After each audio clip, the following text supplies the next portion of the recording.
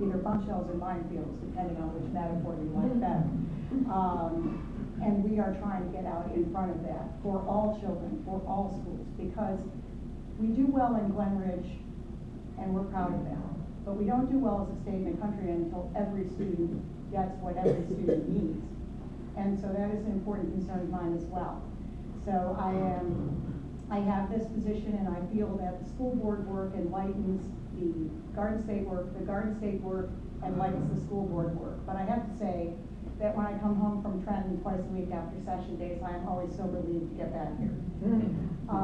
My qualifications, as I said, I've been a board member for 16 years. I've gone through a number of different school board scenarios. I'm part of the most wonderful team of school board members, every one of whom is unique, every one of whom contributes. We have no slackers. We have people with great ideas. We have people who disagree with each other. But we have people who come together and form a consensus, and they always think of the kids. So it is, one of my qualifications is just the joy that I take in that kind of collaboration. Because, you know, some of you know I'm also a gardener. And there's a great garden writer, Elizabeth Lawrence, who said, no one gardens alone. Well, no school board member is on the school board alone. And so part of the joy of the work is coming together.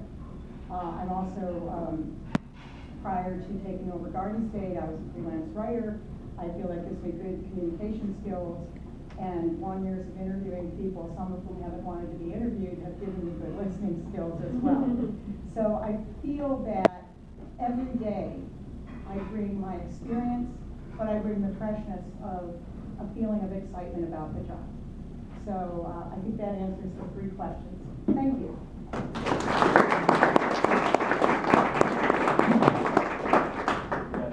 And our final Board of Ed speaker this evening is Dr. Heather Yaros-Ramos.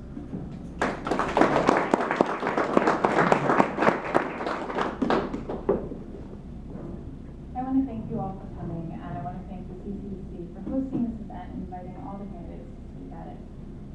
Why do I want to serve? Well, I value education, and I've demonstrated both my interest and commitment to it becoming a fixture in the audience of the DOE long before I joined the board. I think we as a community recognize the importance of a good public education, and we're cognizant that obtaining a college degree is a requirement for attaining a middle-class lifestyle. The DOE debates and decides, along with the administration, policies that impact the quality of our children's education, and in turn the preparedness for college and beyond.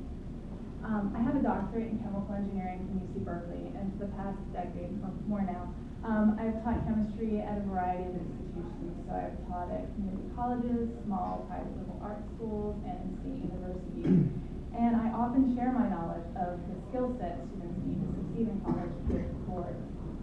I believe that critical thinking skills that I strive to teach my own students will serve them far beyond my chemistry class, and hopefully produce individuals that analyze problems and situations, gather information, and make informed decisions. Because I believe that, I want to do the best job I can, and so I do professional development, and I keep abreast of educational trends in higher education and their effectiveness. So whether it's online or hybrid courses, active learning, guided inquiry classrooms, I've tried them and I've looked at them, and I bring that knowledge to the board.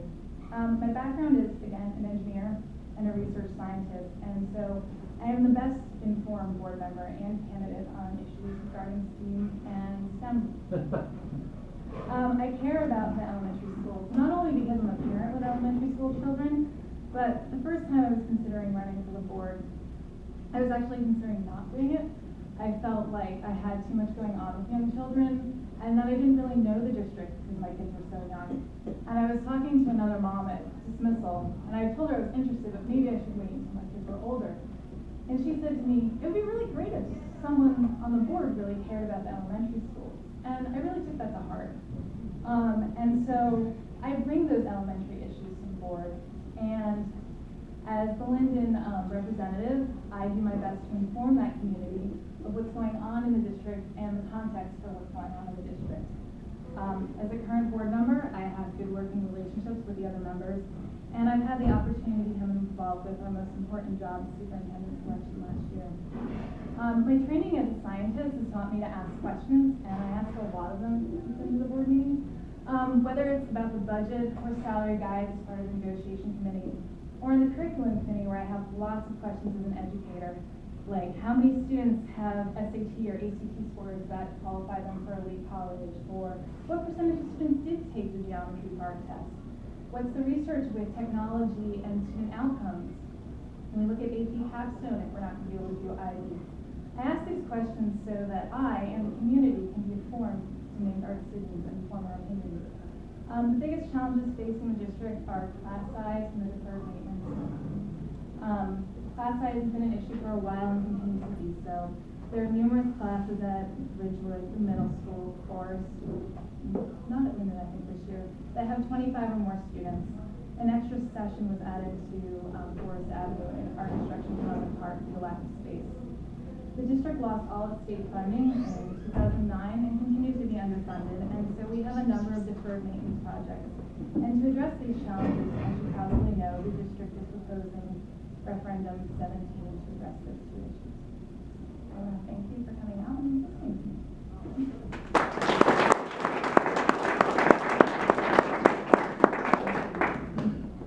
So at this point, we'd like to open the floor to questions from the audience. If you could direct it to a particular candidate, if it is more germane to a particular candidate. Thank you. Have a question. Great, thank you. First, I'd like to thank everyone and commend everyone for their public service. I do really appreciate the work that goes into this, and I just want to thank you all for being here and doing what you do.